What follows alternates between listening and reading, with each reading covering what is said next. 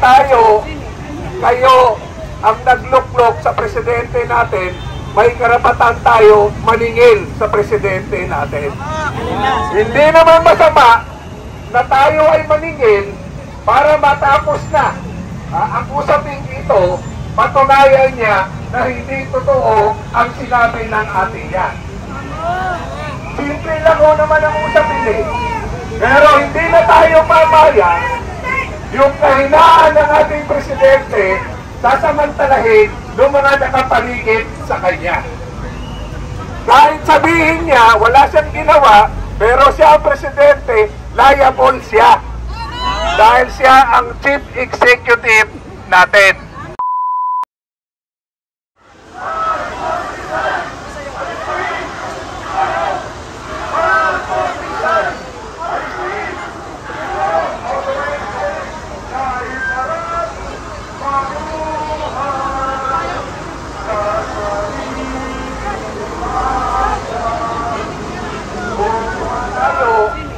Kayo ang nagluklok sa presidente natin, may karapatan tayo maningil sa presidente natin.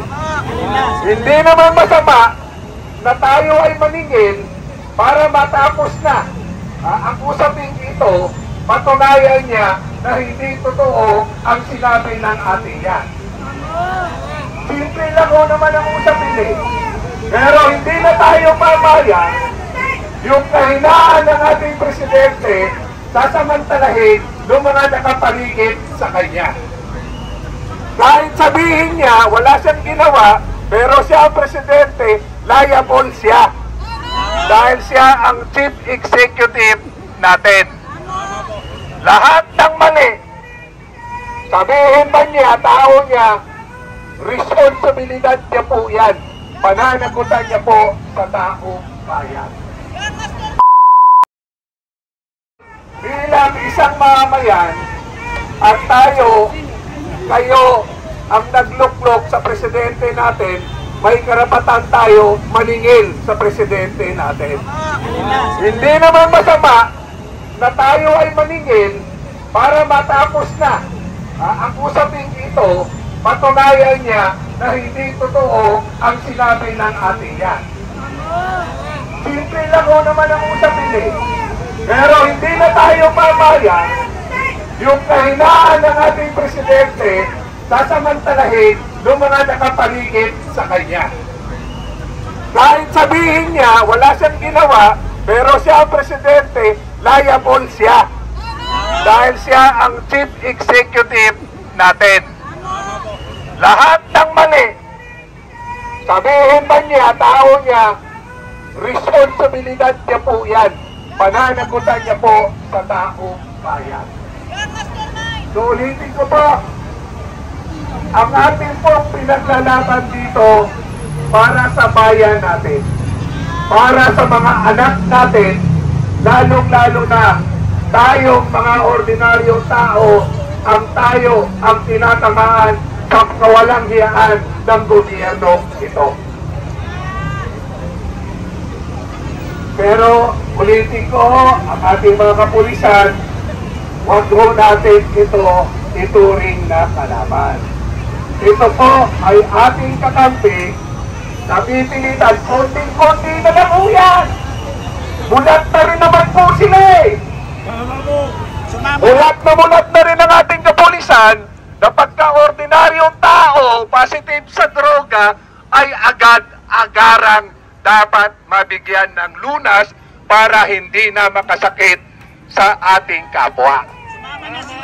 Pero sa pagkakataong ito, ang ating pinaka-leader na mismo, ang sabi ng pambansang ate na ang ating leader ay nagdodroga. Droga sa umaga, droga sa tanghali, droga sa gabi, baha dito, baha doon, nakawal dito, nakawal doon, hindi niya pwedeng takasan ang responsibilidad niya po yan. Tama? Tama po!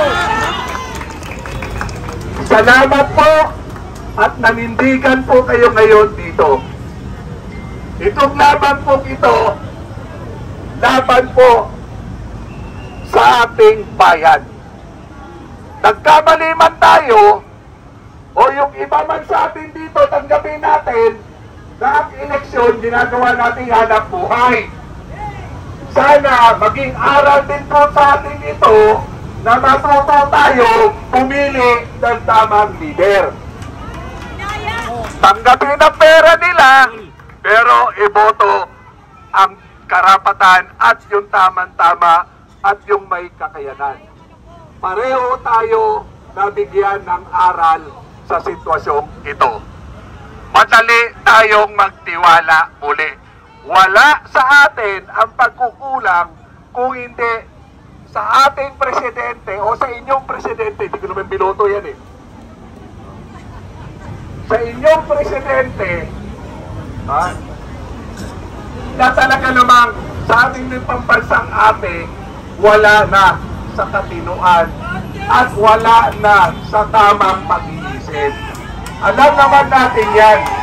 Pag ang tao lulot sa droga, wala nang ginawa, wala nang ikampakinabang sa ating pamilya. So alam ng ating kapulisan, ang akin po, sana makonsensya na rin kayo, gamitin nyo ang common sense po ninyo, baka naman po bukas, samahan nyo na kami dito. Salamat po muli. Para sa bayan, para sa tao bayan, Marcos resign! Marcos resign! Marcos resign! Marcos resign! Marcos resign! Marcos resign! Sabi nga ng ating niya, umuwi na tayo. Tama na! Hirap na ang taong bayan. Kaya dapat talaga, kung ayaw po niya mag-resign, karapatan po natin sumigaw, Marcos resign! Marcos resign! Marcos resign! Marcos resign! Marcos resign!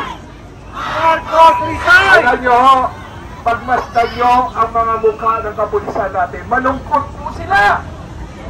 Malungkot po sila, nakaharap natin dahil tayo ay tumitindig sa tama. Sila naman ay tagapagpatupad ng tama, pero alanganin pa po sila dahil may sinusod sila na command. So yun lang po, marami po salamat.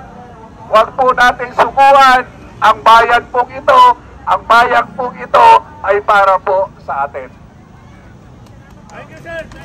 Salamat, Tatay Rane. Walang susuko hanggang hindi bumaba ang loko-loko na Pangulo.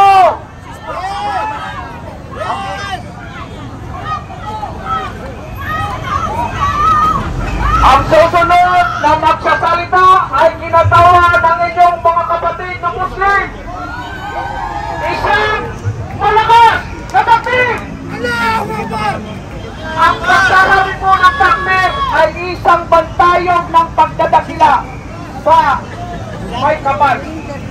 Muslim man, Christian o nomad, okay lang magsabi ng takbir. Kaya tumagbir tayo. Allahu Akbar! Ang magsasalita ay kinatawan ng Muslim Union Business Club Association. Siya po ay kinatawan ng Muslim Alliance for Sara sa katauhan ni Engineer Nasib Malawani. Allahu Akbar! Allahu Akbar! Assalamualaikum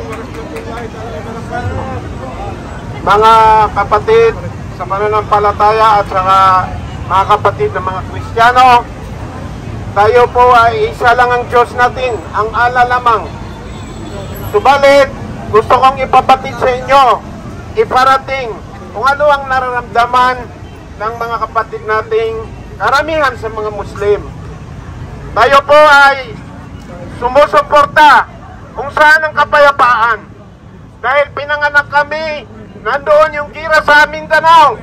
Subalit gusto namin talaga yung kapayapaan. Kaya kami po ay kung sino ang tama doon kami. Kaya matagal na kaming bumuo na para kay Bibi Sara Duterte.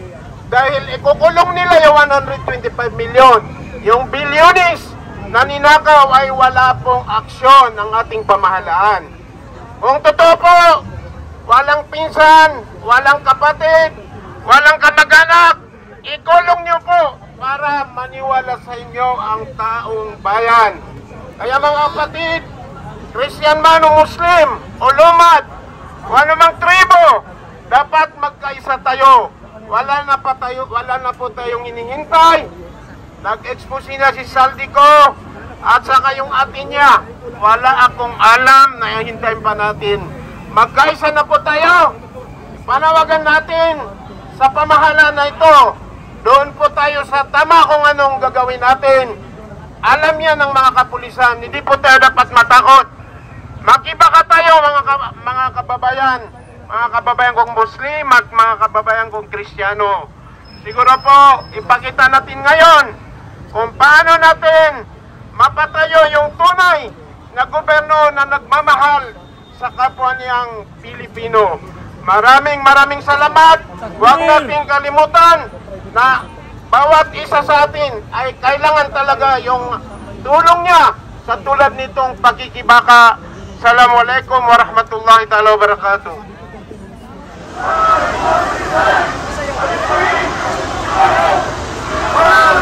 Wow!